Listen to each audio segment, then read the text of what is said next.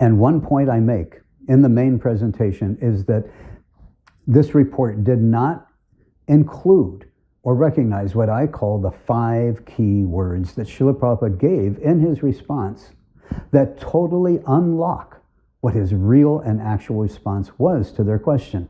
These 5 key words have been missed, as far as I can tell, by all who have studied this issue for over 43 years. Watch the full presentation to know and learn why understanding and applying these 5 keywords changes everything. Those 5 keywords demolish the GBC stand on this issue and bring us only to accept that the Rtvik system path is the path that Srila Prabhupada wanted us to traverse. So after the May 28th meeting, the GBC were only expecting that when Srila Prabhupada gives the names of the men he will soon select, those men will become Srila Prabhupada's successors and the next gurus in our line. Based on that, it was based on that GBC report, and this was the only thing that they were expecting. Yet, when Srila Prabhupada finally selected these 11 men, he did so in this July 9th letter, and he only instructed them to become his Rtvik representatives, who would perform the ceremonial aspects of the initiations on Prabhupada's behalf, where Srila Prabhupada would remain the actual initiator guru. For these reasons, the GBC men, for reasons that these GBC men didn't consider, Srila Prabhupada wrote nothing about those men becoming actual gurus ever. There was absolutely no mention of this. And then, of all things, Srila Prabhupada wrote that this was to be the system henceforward. And on top of that, Srila Prabhupada asked that this letter be mailed out to all of his temples. Well, what would that mean if all his devotees wind up reading only this? And they'll come to the conclusion that this is the one and only thing that Srila Prabhupada had instructed, that this was the only thing he wanted in regard to how he wanted initiation to be conducted after he departs. At first, the GBC was going to obey Srila Prabhupada's request and mail this out to the temples, but just before the letter was sent out, it appears that they got to talking and decided, no, we can't send this letter out. No way. That would be a really bad idea. Why? Because a small handful of GBC men were convinced that this letter would mislead everyone. It would confuse everyone. The rank and file members would only take it that these 11 men who are listed here were just to be Rtvik representatives, henceforward, even after Srila Prabhupada departs. Well, these GBC men, they knew better than this. They knew that this was not what Srila Prabhupada really wanted. How did they know this? Because they had the official GBC record of what Srila Prabhupada had supposedly said on May 28th, that he would select men who were to become actual gurus. So they saw this letter as being lacking, and that it would just mislead everyone, and mislead everyone and to reach all the wrong conclusions. If devotees see this letter, they just won't believe or accept it when the GBC tell them that Srila Prabhupada really wanted these 11 men to become actual gurus. And so a small handful of GBC men decided that it's going to be best for ISKCON that they simply don't mail this letter out. They'll just keep it to themselves, keep it hidden from all the other members. But what actions did this really amount to? I'm sure that these GBC men didn't realize it at the time. They just weren't thinking. But the bottom line is those decisions and those actions amounted to nothing less than their total disobedience to Srila Prabhupada. Those actions amounted to no less than an offense to the pure devotee. There is no other way to sugarcoat this. It appears at the time that none of these GBC men considered it in this way. Nor does it appear that they considered the possibility that it might have been the GBC secretary who misunderstood what Srila Prabhupada had said on May 28th, and that he had written a very misleading record of what he had mistakenly thought Srila Prabhupada had said. They didn't consider that this letter may actually have been the system that Srila Prabhupada settled on as the system that he wanted for after he departs, and that it was they who were the ones who were misled. They gave this no such consideration at all. Rather than at all thinking that they may have been the ones who were misled, it appears their first and only thought was that it was Srila Prabhupada's letter that was misleading and lacking. A handful of GBC men reached the conclusion that it's going to be in the best interest of ISKCON to disobey Srila Prabhupada by not sending this letter out to the temples. It will be best for ISKCON to keep the followers from knowing what Srila Prabhupada actually wrote. It will be best for ISKCON that the GBC they tell everyone what they thought Srila Prabhupada really wanted to say, rather than allowing the devotees to read for themselves what he actually said. Since the official record of the May 28th meeting, the official GBC record of the May 28th meeting, stated that Srila Prabhupada would select men who would become actual gurus, and yet this letter only authorized them to become Rtvik representatives, these GBC men then reached the conclusion that Srila Prabhupada only wanted these men to be Ritviks while he was still present, and that on his disappearance, they will automatically become the next acharyas. And that is the conclusion that became the very basis of the GBC's multi-guru system. It was this conclusion that they preached to us for years and years as being what Srila Prabhupada had instructed them as to the system that he wanted. And yet, that conclusion is not based on any explicit instruction or quote given by His Divine Grace himself. It was based on what one of the GBC members, the GBC secretary for that meeting on May 28th, what he had wrongly and misunderstandingly wrote, and what the rest of the GBC men construed what they thought Srila Prabhupada was really wanting to instruct. But it is not based on either what Srila Prabhupada actually explicitly said or wrote. And yet, these very same men who formulated that conclusion that became the very basis of the GBC's guru system in ISKCON were none other than the very same men who had decided to disobey Srila Prabhupada by not sending this letter out because they thought this letter would mislead everyone.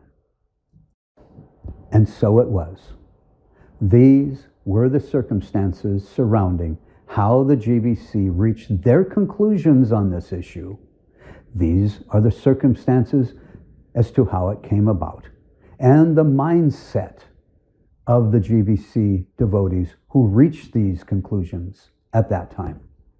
They reached these conclusions while at the very same time they deliberately chose to disobey Srila Prabhupada's instructions, which created an offense at his lotus feet. And then some of the devotees wonder, how can we be so sure that the GBC have been so wrong on this issue? Furthermore, we need to take into consideration the circumstances, especially concerning Srila Prabhupada, how this letter was written to really understand just how wrong, offensive, and low these actions really were. His Divine Grace was extremely weak at that time. In the main presentation, I will play a recording where you will hear just how he was struggling to even speak. He was no longer giving classes. He was no longer getting up out of bed and walking even into the temple room for darshan. He was extremely weak and ill and weak. Yet he exerted himself by meeting with his personal secretary, Tamal Krishna, in multiple meetings spanning several days to assure that the message stated in this July 9th letter was the exact message he wanted his devotees to know and to read for themselves then, at that time, in July of 1977. Tamal wrote draft copies to which Srila Prabhupada would make changes until he was satisfied with the message it conveyed. This letter, this July 9th letter, was the message on this topic that Srila Prabhupada himself wanted all his disciples to know and understand. This letter was not done in one quick session, but it was done in multiple sessions spanning several days. We need to compare this with his other general letters. With the other general letters, Srila Prabhupada would dictate his letter one time. The secretary would type it up and bring it in for Srila Prabhupada to sign. Unless the secretary made a large blunder, the letter would be done in one dictation, done. Even Srila Prabhupada's Bhaktivedanta purports to his books were made with him speaking one time into a tape, and that was it. No going back over and editing and re-editing. But this July 9th letter, we have evidence that Srila Prabhupada spent days in multiple meetings just to make sure that this one letter contained the message exactly as Srila Prabhupada wanted it to state. And he wanted the temple presidents to know what he stated in that letter then, in July of 1977. And yet, you have a handful, just a small handful of GBC men who are convinced that this very same letter that Srila Prabhupada took so much effort and devotion to write when he was so ill and weak, they concluded that this letter was such a big mistake, that it was so bad, it was so misleading, at least in their minds, that they decided it should not be seen by anyone else but them. They thought it cannot be understood by anyone else but them. And to achieve this, to keep it away from everyone else, they decided it was best for them to disobey Srila Prabhupada's order to have this letter mailed out. Who the hell did they think they were? And another biting question. Were they really thinking that this letter was going to be bad for ISKCON, or were they thinking it was going to be bad for them? Contemplate that. It was not what Srila Prabhupada had wrote that would mislead us. It was the disobedience of these GBC men who wound up totally misleading everyone, including themselves. They got this whole topic all wrong from the very start. Some, or maybe the majority who will be watching this, will be shocked and are disturbed that I could dare say such things about these GBC men. They, or you, jump to the conclusion that I'm just making this all up out of envy, that I'm falsely attacking the character of those GBC men, only because I am envious and just an envious, disgruntled, and bitter devotee. What can I say? As you will see in the course of this presentation, I also glorify these very same men for the great services they rendered Srila Prabhupada. My motive is not to find fault. My desire is not to blast the GBC. My motive is just to report the truth and give important and pertinent information that is needed and required for anyone to fully understand this issue and come to a fully knowledgeable conclusion. If this is what happened, and it is, then everyone needs to be aware of it and factor these facts into their understanding and conclusions. To stay silent about this, just to sweep it under the rug and pretend none of it ever happened, that is not going to lead us to the real truth, and it will not help anyone or the society.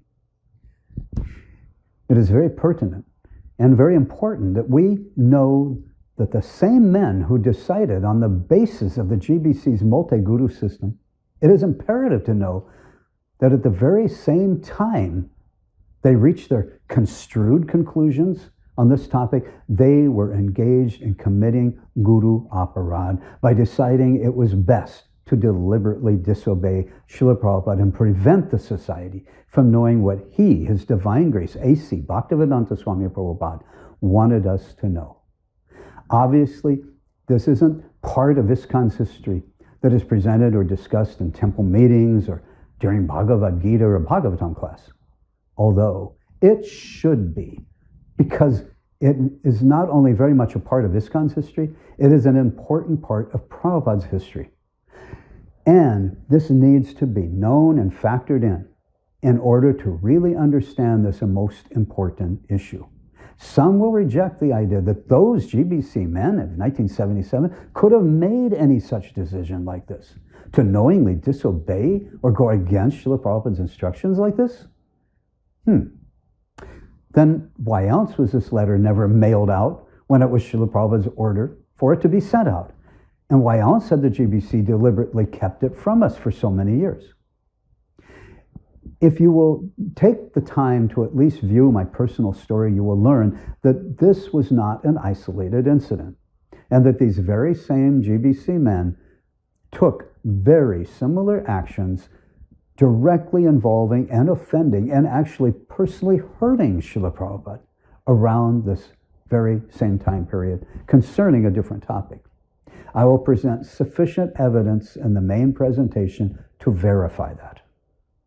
Yes, sadly, and with a heavy heart, I have to inform that they were fully capable of making such offensive decisions and taking actions directly against Srila Prabhupada at that time.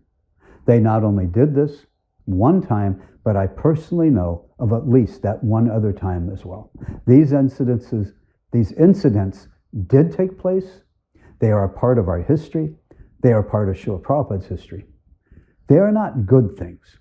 But if we really, really, really want to really know the real truth about this issue, then we, all of us, the rank and file members, the current and past GBC members, all of us, need to know the real and whole story surrounding this issue and confront the demons of our past.